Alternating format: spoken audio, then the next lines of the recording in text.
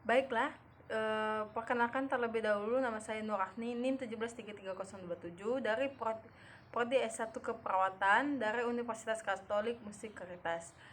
Baiklah, di sini saya akan menjelaskan tentang pengertian dan penentuan atau perhitungan distribusi frekuensi, distribusi proporsi, nilai minimum dan maksimum, serta juga rentang. Adapun juga dosen pengampu mata kuliah adalah Bapak Denny Kurniawan. Baiklah, di sini saya akan menjelaskan tentang distribusi frekuensi. Distribusi frekuensi atau juga disebut observasi instrumen penelitian perlu disederhanakan adalah data atau angka yang diperoleh dalam suatu penyelidikan akan melalui proses penyusunan, pengurutan ataupun pengelompokan agar mudah dipahami oleh semua pihak yang membutuhkan. Menurut Santosa 2018. Adapun juga menurut para ahli yang lain, distribusi frekuensi adalah susunan data angka menurut besarannya atau kuantitasnya, atau menurut kategori atau kualitas. Susunan data angka menurut besarannya disebut distribusi frekuensi kuantitatif, sedangkan yang disusun menurut kategori disebut distribusi frekuensi kualitatif. Cara penentuan atau perhitungan menggunakan alat untuk menyajikan statistik.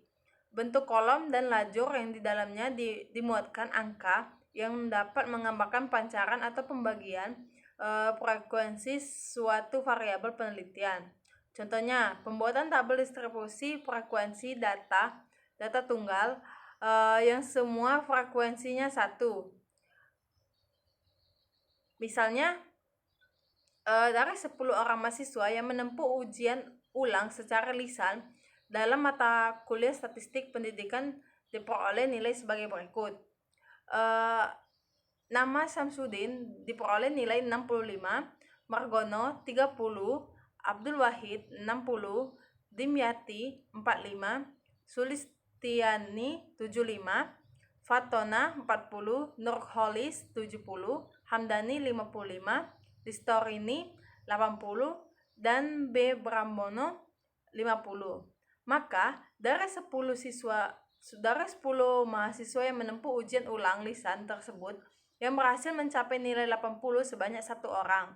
Yang memperoleh nilai 75 ada 1 orang. Yang memperoleh nilai 70 ada 1 orang. Begitupun mahasiswa yang mencapai nilai 65, 60, 55, 45, 40, dan 30 masing-masing sebanyak 1 orang. Data mengatakan bahwa semua skor atau semua nilai di atas itu masing-masing berfrekuensi 1. Jika data di atas kita buat sebagai penyajian dalam bentuk tabel distribusi frekuensi data tunggal sebagai berikut tabelnya. Contohnya nilai X. Nilai X 80, frekuensinya itu 1. 75 frekuensinya itu 1, 70 frekuensinya 1, 65 frekuensinya 1, 60 frekuensinya 1, 55 frekuensi 1, 50 frekuensi 1, 45 frekuensi 1. Totalnya 10N. Karena semua nilai hasil ujian tersebut berfrekuensi 1, dan semua skor nilai yang ada itu berwujud data tunggal, maka tabel di atas dinamakan tabel distribusi frekuensi data tunggal yang semua skornya berfrekuensi 1. Maksud dari berfrekuensi 1 itu adalah orang yang mendapatkan nilai tersebut. Misalnya nilai 80, hanya 1 orang yang mendapatkan nilai 80 itu, dan yang kedua itu nilai 75, dan 1 orang juga yang mendapatkan nilai 75 itu.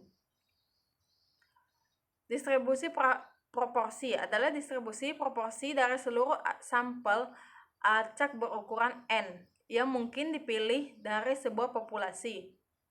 Cara menentukan distribusi proporsi bisa ditentukan dari populasi, yaitu dengan rumus V sama dengan X per N. Sedangkan proporsi dalam sampel dapat ditentukan dengan rumus P sama dengan X per N.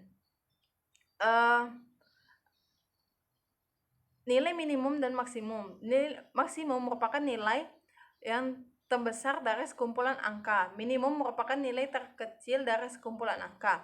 Adapun juga yang pertama itu nilai rata-rata atau juga yang disebut dengan mean. Mean adalah hasil penjumlahan semua nilai observasi dibagi dengan banyak observasi. Adapun rumusnya sebagai berikut. Pertama, X sama dengan sigma X. Itu untuk rumus mean sampel. Sedangkan X sama dengan sigma X per N, rumus mean untuk populasi. Contoh dari nilai rata-rata mean.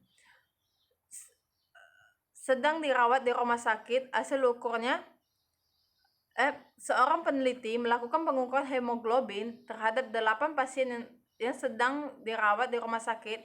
Hasil pengukurannya, pasien A HB-nya 12 dan B itu HB-nya 11, C HB-nya 10, D HB-nya 11, E HB-nya 14, F HB-nya 9, G HB-nya 8, H HB-nya 11.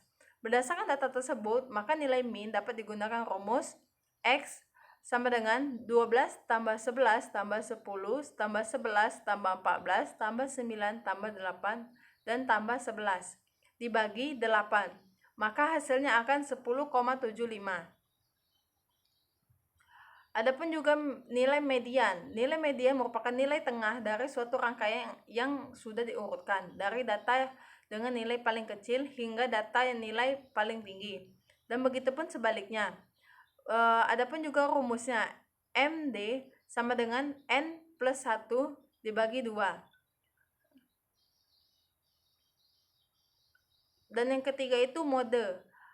Nilai mode adalah data set yang memunculkan nilai yang memiliki frekuensi paling tinggi atau nilai yang paling sering muncul. Contohnya, seorang peneliti melakukan pengukuran HB terhadap 8 pasien yang sedang dirawat di rumah sakit. Hasil ukurnya sebagai berikut. Pasien A HB-nya 12, pasien B HB-nya 11, pasien C 10, pasien D 11, pasien E 14, pasien F 9, pasien G 8, dan pasien H 11. Berdasarkan data tersebut, maka nilai mode adalah 11 karena merupakan nilai dengan frekuensi yang paling banyak munculnya. Dan yang terakhir itu rentang atau range. Nilai rentang merupakan perbedaan antara lain nilai terbesar dengan nilai terkecil dari serangkaian data. Nilai rentang memiliki keunggulan yang yaitu lebih mudah digunakan. Nilai ini sering digunakan dalam konsep jaminan kualitas atau quality assuration untuk membentuk grafik-grafik kontrol.